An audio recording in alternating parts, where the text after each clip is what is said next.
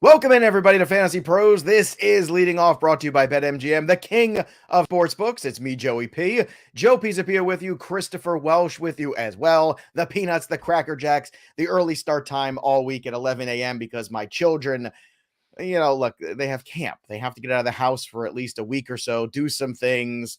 Kids ruin all your plans. I mean, no matter what you've laid out there, they just ruin them, Welsh. I mean, you know this better They than just don't anybody. tell you that. They just don't tell you No, that, they do don't they, tell you Joe? They that. don't tell you, hey, what? I can't go out all day to Rookie League and watch 17-year-olds hit all day long, and Nope. I can't do it day and night. I have kids. Dang, I have kids. What kind of camp are Yep. they doing, by the way? Yeah, speaking of kids, though, one kid who What did type of not camp? ruin. What's that? Oh, well, they're I said, both what at type of camp. camp? One is doing a soccer camp, and the other one's doing like a multi-sport camp. And it's only like for 3 hours a day. It just kind of breaks up the day a little bit. I don't like my kids. I know some people have to. They work, they put their kids in camp, full time all summer.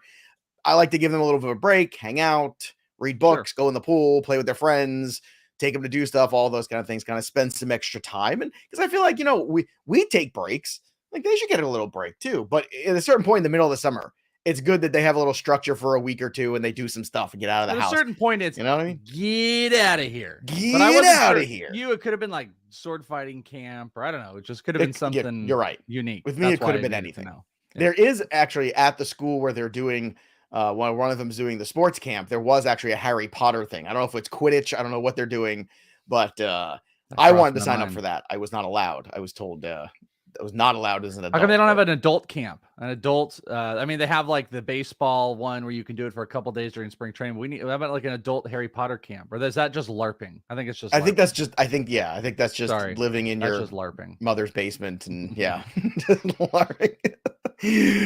But one kid who certainly made some history last night, Julio Rodriguez. Oh boy, was he good. Now he did not win the home run derby. Hopefully you watched it because it was super entertaining. It was great to see old man Albert Pujols make it out of the first round. That to me, that warmed my heart. I was rooting for him to do it. He did it. I like it. And I liked him doing it in the Cardinal jersey. It gave me kind of all the fields of the, all-time great Albert Pujols. I made one wager. As I said, I was going to narrow down the field. I did put money on Soto last night. And I'm trying to let everybody know, like, you can wager and not be a complete degenerate and lose your house. You can do this, have a little fun. I put $20 on FanDuel on Juan Soto last night to win the Derby. Small field, easy to understand. I knew I had almost a coin flip chance with Soto too. I thought I had a 50% chance of getting it right because of the bracket and situation he was in. And guess what? $140 later, boom. I mean, that's it. That's fun. That's a bill. Like that pays a wireless bill in your house or something. That pays for Quidditch camp. Or Quidditch camp. Yeah. Or Quidditch camp. Exactly. So I want to shake the stigma of all of that, Welsh. I think we need to start shaking the stigma of like, oh, betting. I'm like, oh, it's so weird. And no, it's not. You can do it, have some fun, make small bets, and come out actually better than DFS most nights, to be honest. Well, the people that everyone likes the unit shaming, and it's like, if someone goes out and bets 10 or $15, people are like, oh, blah, blah, blah. I agree. I completely agree. You don't have to get nuts. You don't have to do crazy bets. You don't. You can find just one thing you like. You can only come out of the woodwork when stuff like this happens. You can have some fun. You absolutely can. And last night would have been a prime example of it. Can I ask you a question, though? Sure. Do you really think that Kyle Schwarber struggled like he did? You really don't think there was a little bit of like, whoops, little dink here for good old Albert Pujols? That I don't know. I don't know. A little fishy to me. It's a little fishy to me. Well, actually, speaking of the pitching and stuff like that too, Juan Soto's pitcher did not do him any favors last night. Holy crap. When you watch the guy who was throwing to Julio last night, who literally was he was like throwing darts at the exact same location. You mean Keith from the Precious Gemstones, as I tweeted out. That was, if you watch that show, that was Keith from the Precious Gemstones. 100%. That guy was amazing.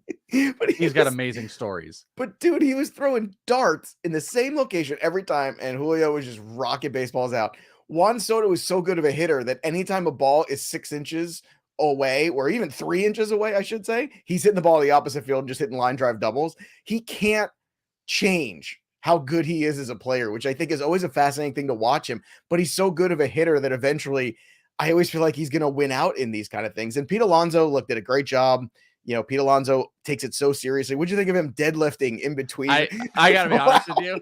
That goes on the what is it? The Welsh's Hardos and the Joe's Hardos and the Welsh's tough so guys, good. whatever it is. Like, I love that stuff. I love that about Pete Alonso, taking it way too seriously. Also, did you see the interview after the first round? He just had like no part of Olney. Like, they're just like, hey, what do you think about this? He's like, yep, I hit he just wasn't into like getting into crazy stuff. He was just so locked focused. in and He motivated. takes it so serious. And I know So he's won it twice, seriously. but it's so awesome. Like, I feel like we all want our athletes to be, for our entertainment, to take it that seriously. They care so much. I do. And I think that Pete Alonso just gets it. Like, he just understands. And that's why I feel like everybody just loves the dude. He's just a likable guy. He gets it. He understands. He understands winning is important. He understands these events are important to the fans. I love that dude. He's great. I do too. An interesting dynamic was, you're talking about like the bad pitching. Acuna was dealing with the same thing. He looked like frustrated, especially really early on. But why don't they have a pitching machine, Welsh? I mean, I don't understand. Why shouldn't they? Well, I mean, we have pitching strategy. machines. Maybe that's just part of the strategy, is picking the guy who throws you. Pitching machine can't. I mean, it can just but some of these guys have a certain way they want to be pitched. And but you can set up the pitching machine to get that location they want, and then just feed and feed and feed, right? Yeah, I mean, in theory, again, it's a great question. And then it would be even where that you take the human error element out of it. That's the thing I don't understand. But an interesting dynamic was, did you see when Acuna knew, like, he wasn't, they went to over a shot of him on the ground, just on his phone scrolling because he was so frustrated. Like, that was a different type of taking it too serious, by the way. Like, he was openly frustrated with the bad pitches, did all right, had the highest EV, I think, of the day, of any of the home run hits. And then he was on his phone, and as Alonso hit it, he's just sitting there scrolling on his phone. I was like, nah, I don't love that. But I also can appreciate, I think now you understand why him and Freddie Freeman had their issues. I think when you see moments like that, yeah, maybe, Acuna's a little bit of a powder. But I can appreciate that type of like pettiness of being like, you're so blah blah blah, and you're just like, I'm not gonna even watch. Like, I'm gonna show you how mad I am, and I'm just gonna appreciate the spite store. You appreciate it. Yeah, it's good. There wasn't a look. I mean, like I said, it was very entertaining. If you missed it, go back and watch it. I also thought the Derek Jeter special after that started was very good. I watched that too with the captain. I don't know if you watched the captain last night after the Derby was over, but that was good. That's going to be a fun series for sure. Randy Wilkins, who's done some stuff with recently, did a great panel at PitcherCon last year with Pitcher List, was the one who put that together, if I remember, or maybe that was a Jordan one. But real quick, because I feel like we're going to move out of this, a couple stats from the home run derby. Oh yeah, sure. There were some amazing bets, like coming back to what you were saying and destigmatizing, like being able to bet. You also could go nuts. DraftKings last night had the ability to draft like exit velocities on players and the ability to draft total home runs and matchups and stuff like that. And the highest EV was 117 of any home run last night, which went to Ronald Acuna, who had an over of I believe 13.5. He was the number one I saw of EVs. 117. The total home run total was 251.5 to bet. There were 291 homers hit, so that went over. The average exit velocity was 104.6, and the average distance of the homers was 416 feet. Well, you know what's interesting too? We had spoken at length, and I know I was talking about it everywhere. This is a young man's game now, the way they've set it up. And the guys who were in the final were under 25 years old. You have to be athletically really fit to withstand the rounds and the time of this, and the way you can have the timeouts and the bonus time and all this stuff, and that was something that was clear. Next year, you get Julio in Seattle, hopefully, doing this in front of the hometown crowd, by the way. I don't know if you thought about that, but that is going to be fun. And I will put my money on Julio in that one. I think the energy from the crowd will be a special moment there. Well, the one thing that was wild, I don't know if we talked about it on here. I had found this out right after we did the show yesterday, but he did a practice round. Julio did 37 homers he had put on early on. His number went from like 18 up to 26 yesterday, and all day long his numbers were just right. Julio's rising. And you can look at it and be like, oh, I don't know if he can really put that together. And then he showed he did with 230 plus rounds, 37 homers in a practice round. He was able to put that in game. And by the way, just the last thing on it, if you remember, he started the game off with a swing and miss, with an absolute swing and miss on the very first pitch. And then the crowd kind of got on him and then he proceeded to drop 30 plus homers on there. It is a young man's game. It's going to be super fun. And God knows the list of guys we're going to get next year. Maybe even some of the, top prospects we're sitting around now, maybe a little Bobby Witt, but definitely Julio. I don't know. You know what? The other thing too I don't like is when they change the ball on them in the bonus time. You don't change the color of the baseball on guys when they're in a groove hitting. It really, and every single time nobody hit a first pitch home run or a second pitch home run. Yeah. I feel like every time they switched to that ball, it took them like 2 or 3 to get an adjustment to it. And even the announcer was saying it last night too. That's and kind of like in the 3-point agree. contest when they do the weird ball for it works up here, but in practice it doesn't work. It theoretically, I get it. It's cool. But it's super annoying to the player because they're locked in the way they look for the baseball, and it's a different rotation. It's totally I agree with that. Fun fact, a ton of the baseballs were autographed. So as they were being hit and people were getting their souvenir, people were collecting autographed baseballs from the home run derby, which I thought was a really cool added thing. I don't know how many they did, but many of them were. So, you know what else 23 miles of homers. Starling Marte hanging out with Juan Soto. All that did was just fuel my Mets fire. Fueled a little bit of the fire. Did you think about that? I mean, you had to be thinking about that in your back of your head. You'd be like, Joe must be watching this going, yes, Starling Marte, bring him over. I was a little shocked with the amount of just trade talk that was going on. I mean, you had Buster Olney go on and be like, hey, he's getting traded in the next 15 days. Told you. You got reporters asking Soto. Soto had the best responses ever. They asked him, hey, what do you think about, hitting in New York? And he goes, oh, I love playing against the Mets. And he said playing against the Mets like 6 times. And even players were being asked. Manny Machado commented on it. It was a wild situation that, I don't know, man. I will tell you, I was 50% that he gets traded by the deadline. Like 60 now. I moved a little bit up after all that. It was really, really weird situation. But I mean, come meet me at the 99. That's where I want to be. Nationals gonna go trade generational talent guy who just wins a home run derby. What are they gonna trade him for? Team is gonna have to unload, whether it's the Padres or the Mets. They are going to have to unload their system to make this work. The Nationals cannot lose face on this, even though they already theoretically are. All right, some other news and notes. Optimism that Joe Musgrove is going to be signing a contract extension with the Padres. That would be a very good move for the Padres. Shohei Ohtani, unlikely to pitch in the All-Star game. No surprise there. You are going to get Clayton Kershaw starting, which makes a lot of sense. I think it's fun.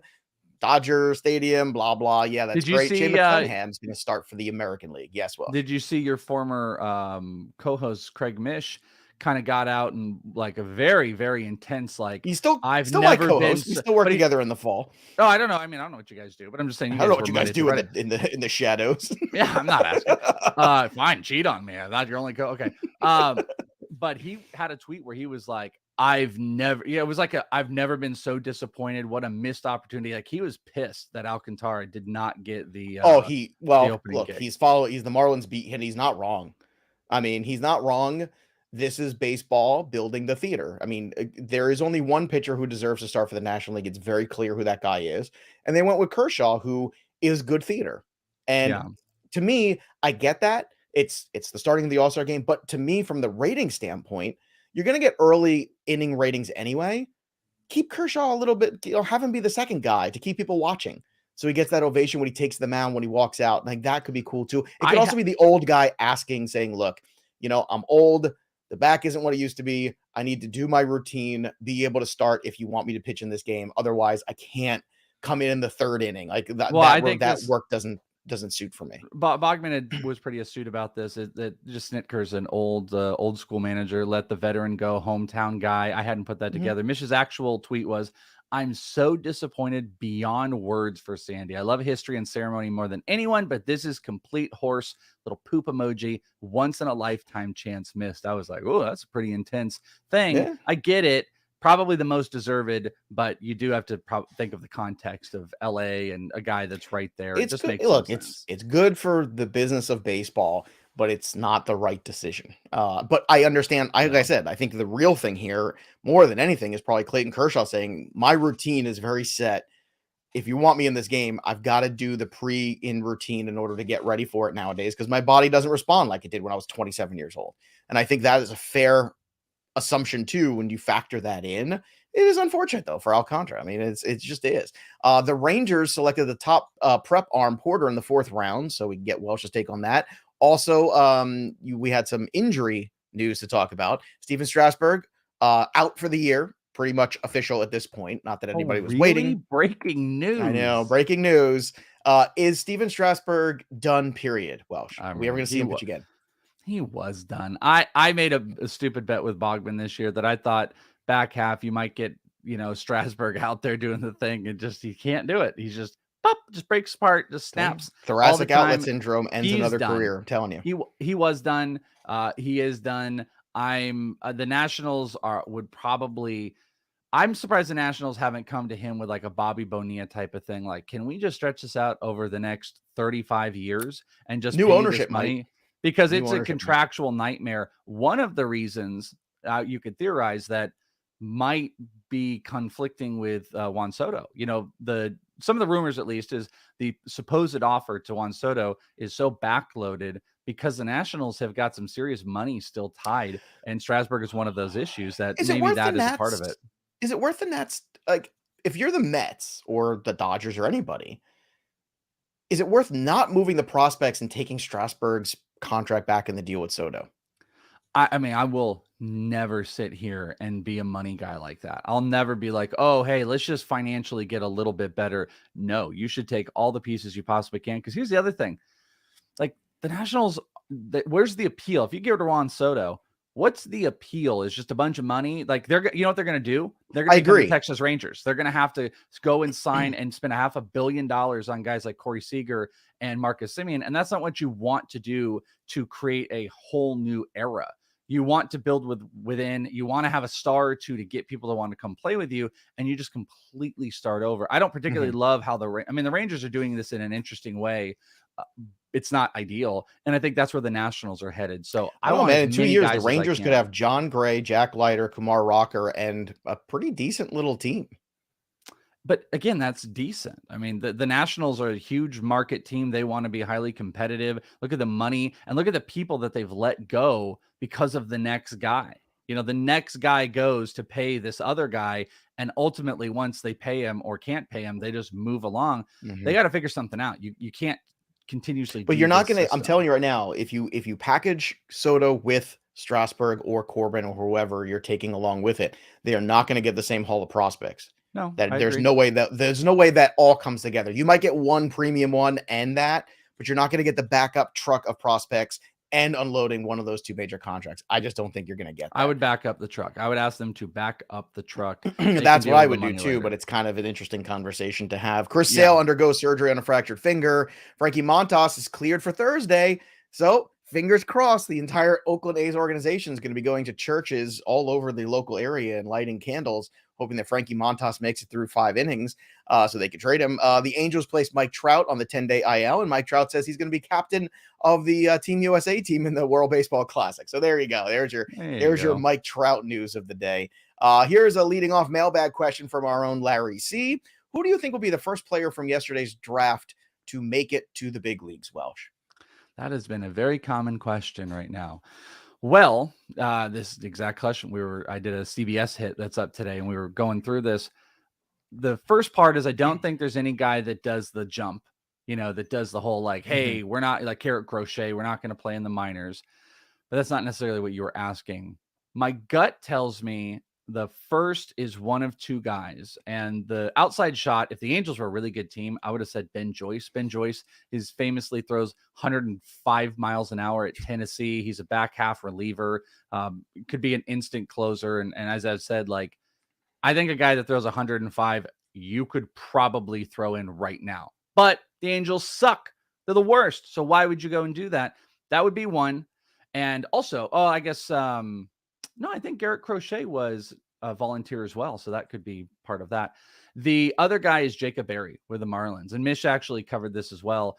They're going to start pushing and moving. And Jacob Berry was with U of A, moved to LSU, big time team. And I think that's a possibility that he could be out there with huge power. Doesn't strike out like one of those big boppers does. He actually walked, I believe, more than he struck out in the minors. So that's like my gut feeling, but I really think it's a big clump of players that seem a lot. I want to say Kumar Rocker, but I haven't heard the plan. But that's a Well, he's guy old that enough where you got to figure, look, you don't want to waste too much time. You already here, wasted a year last year. He's older than, what is he, 23, 24? Like, he's old for a yeah, well, and prospect that's the now. thing. If they do what they did with Leiter last year, then I'll say no. And what they did with Leiter last year is they just said, go have fun and work out. They did nothing. He didn't pitch at all professionally. And then boom, you're at Double-A this year.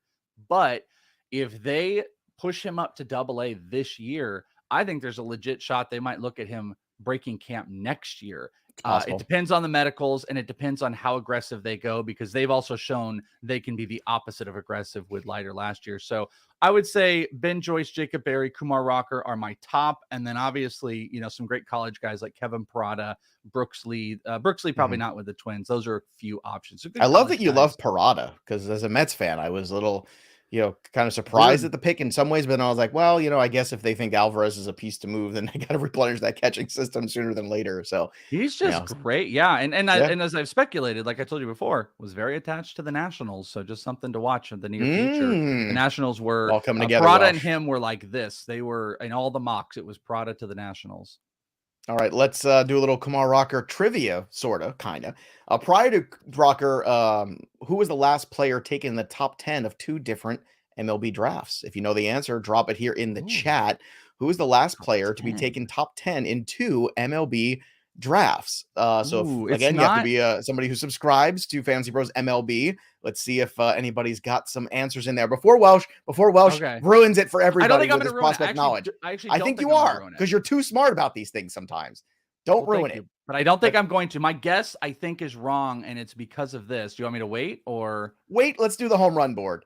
And then we'll come back to it. All right, here's the home run leaders at the All-Star break. High Cubbies at 35, DeBlum at 32, Larry C at 31. Now, this was going into yesterday's home run derby. We will factor in all the derby stuff. I'm sure there's a lot of complicated math that has to happen. So, again, this is not from the derby last night. This was heading into the derby on Monday. So I just wanted to be clear about that, but still High Cubbies up at the top. Very exciting times. What a time to be alive. All right, Welsh, I will let you throw out an answer here, and somebody is in the chat also that has an answer. So that was my answer, was Mark Appel. But the reason I think I'm wrong, because if I'm remembering correctly, I actually think Appel was 12th to the Pirates the year before, and then he went top. Or is this correct? And it is Mark Appel. That was my guess. It is Mark Appel. Oh, it is Mark 1 Appel. and 10. 1 Oh, and it was 10. 10. Okay. For some reason, I was thinking it was 12. Okay. And I remember getting into a legit Twitter beef about Mark Appel versus John Gray. And I think it was with Mike Gianella, who was one of the great baseball fun people, who I actually love Mike. And we were arguing back and forth about Mark Appel and John Gray. I was like, how can you watch these two guys pitch and think that Mark Appel is better than John Gray? Like, I don't understand how anyone could. I was like, you're right. Like, he's going to have a tougher road because he's in Colorado. But you know what? John Gray's in the big leagues right now, and John Gray in Texas in the last 30 days looks awesome, by the way. I mean, not good. Yeah. How about awesome? Can we look at the last 30 days of John Gray and just sit back and be like, what? It's really good. You know what else is good? Being the king of sportsbooks, BetMGM. Right now, you can download the BetMGM app or go to BetMGM.com. Use the promo code leading off. You can go tonight. Bet $10 to win $200. That's it. Doesn't matter what the outcome is. All you got to do is get involved in the game, get some skin in the game, use the promo code leading off. That's one word at BetMGM, the king of sportsbooks. And today we've had some fun things here. We're going to talk about the line. We have the American League is favored 1.5. The juice is plus 168 over on that line here. We have the money line just to win outright. The American League at minus 106, the National League minus 110. The total is 7.5. Welsh. Is a very good number, as all All-Star games are. Do you think it goes the over or the under? Man, I mean, it's just such a crew of pitch. I would go with the over, I think, on this. I think there's just some massive offense at the top that it could stutter a little bit. The NL is littered with relievers, and I think the back half is going to be a heavy amount of relievers, which I think could get hit just a tiny bit more. So I guess I would lean the over. I would not bet the line anyway. I guess if you did, you would want to take the 2 runs on the American League, but I don't really like those. I would stick to the over total for me, and that would be 7.5. All right. You also have All-Star MVP. The odds for Ohtani at the top plus 480. Aaron Judge at plus 600, Vlad at plus 850, which I think is awful. Like that is an awful setting. I don't know why he's up there. Goldschmidt at plus 950. Mookie Betts at plus 950. Paul Goldschmidt at plus 1300. Giancarlo Stanton at plus 1300. Do you like any of these top 6 favorites, or do you like anybody in the long shots? To me, it's always a long shot guy who comes in later and like hits a bomb off a reliever. Like that's what I'm looking for. And I'm going tonight with my home run call for Julio Rodriguez, by the way, to do that because the dude's locked in. So give me Julio off some slap nut reliever later in this game. And who knows, he could win the MLB All-Star Game MVP award. Just saying. That's a good point, actually, because he will be coming in, knows where to hit him. It probably will be relief. I just told you a bunch of relievers in the NL. Yep. That's an interesting one. I think my bet here is one of my favorite things to do. I'm probably going 3 long shots, betting them all the same, slicing a little bit of the odds off, but going in that range. Like maybe I take Ohtani 1 and then I take 2 long shots. I like Mookie just simply being hometown, and maybe something like Julio. Maybe I go a Judge, Mookie, and then 1 other long shot. I also throw Acuna in there. I mean, Acuna had a 117 EV. I believe he's leading off, so I wouldn't throw him out of that. But I kind of like your Julio idea. That's a fun one as well. But I would go 3. I would go 3. Even if you're a $10 guy, just go 10 and 10, get 3 of them and get some good. Well, that's what I was just going to say. Find 3 people.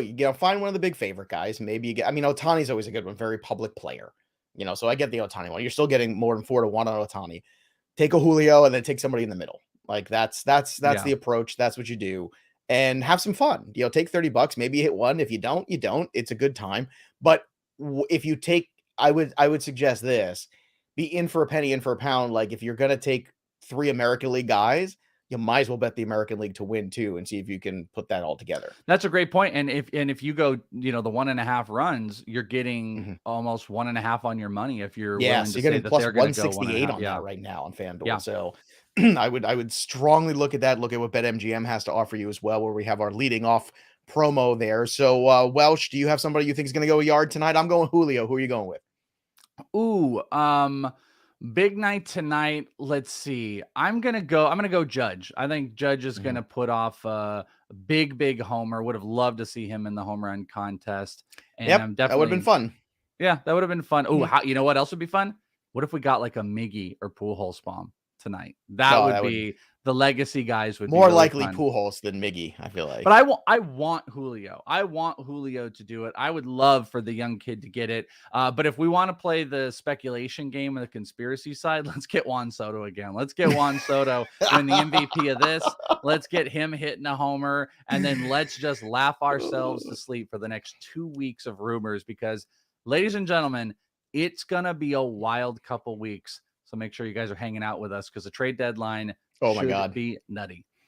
Trade deadline is going to be super fun. I might have to I think we're going to get action well before the trade deadline, though. I really do. I think coming out of the break, because I think that with the extra wild card, like the expanded playoffs, I think put more pressure on teams to make moves earlier. Like you don't want to wait to the deadline. I think, but also made teams going to be dead, to be honest. Move off. Like the Arizona Diamondbacks were one of those that could have been selling off way earlier and have not. And when it comes, push comes to shove here, there are teams that are going to have to make those decisions. So I think the lack of moves is to what you're saying, but that's why you are potentially going to have a flurry of teams that have to, you will get 2 waves. I think you're going to get an early wave here out of the break of bigger trades. And then you're going to get that, okay, we really are out of it. Let's start dumping. You'll get some surprise trades at the deadline. But I think any of the Montas, Castillo, even Soto deals, I don't think they're going to be deadline day deals. I really don't. I'd be surprised. I think they're going to get worked out ahead of time, maybe closer to it. But I think it's, I'm telling you, buckle up, Buttercup. It's going to be fun.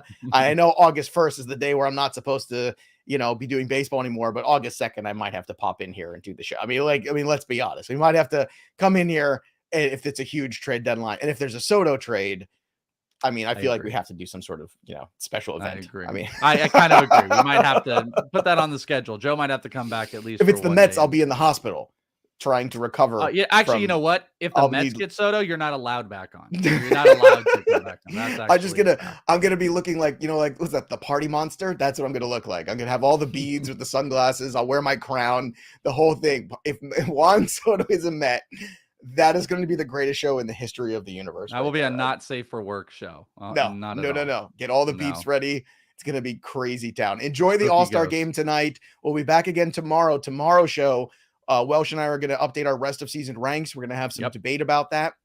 Our top 15, 20 pitchers. We're going to go through those guys. We're going to go through our top overall players too for those dynasty leagues or the keeper leagues where you think you're out of it. Who are really the best 10 assets in fantasy? We're going to talk about all that. So just because there's no baseball being played on Wednesday, we're going to be here still talking plenty of fantasy because there's a lot left in the season to go. Yeah, baby. And of course, check out ITL and In This League podcast where Welsh has all that prospect stuff. If you're in dynasty leagues and you're not listening to Prospect One, if you are not paying attention to what Welsh does on spots like CBS, on stuff in this league, you're crazy. So go join the ITL army over on Patreon today. They do football content over there, him and Bogman. These are our people here. So please go support those two guys and all the great work they do. But again, you, Eric Cross, to me, that is the short list of people that in terms of prospects, it doesn't get any better than those two guys in terms of breaking it down for your dynasty league. So Thursday on ITL Fantasy Baseball, Eric Cross. Oh Eric my Cross God. and myself. I mean, come on, go right now. What's the lowest Patreon you can do on In This League? To get like $1. It's not going to do much. It's $5. $5. Come on. I mean, come on. $5. $5 for all that content. Good times. All right. That'll do it for us. But the story of the game goes on for the Welsh. I'm Joey P. We'll see you next time, kids.